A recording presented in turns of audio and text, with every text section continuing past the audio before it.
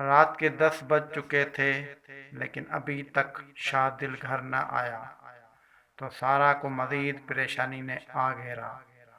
वो कब से उसका इंतज़ार कर रही थी, जब से वो गुस्से में उसे धिक्का देकर गया था।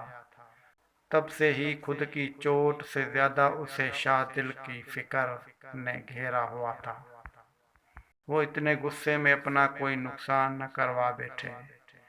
अभी न जाने वो कब तक उन्हें सोचूं और परेशानियों में गर्क रहती, जब अचानक उसे पूर्च में गाड़ी रुकने की आवाज़ सुनाई दी, जिसे सुनते ही उसने भागकर दरवाज़ा खोल दिया, लेकिन अपने सामान लड़खड़ाते हुए चाल चलते घर में दाखिल हो रहे शाहदिल को देखकर वो दंग रह गए।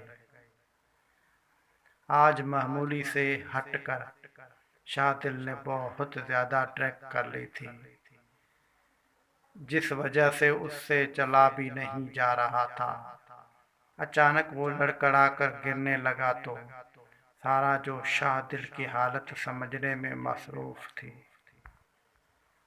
उसने तेजी से शाहदिल की जानिब बढ़कर उसे संभाल लिया। शाह, आप ठीक तो हैं? क्या हुआ है आपको?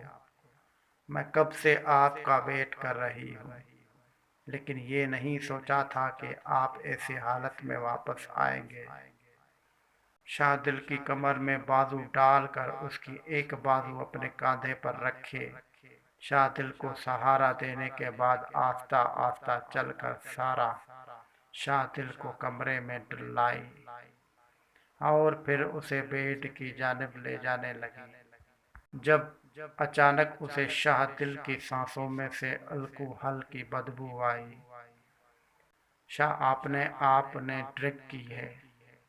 शाहदिल को बेड पर बिठाने के बाद सारा ने हैरानगी और सदमे की हालत में उससे पूछा। वही शाहदिल जो अपना सर थामा हुआ था, सुर्ख आंखों के साथ जो बंद हो रही थी, सारा को देखने लगा।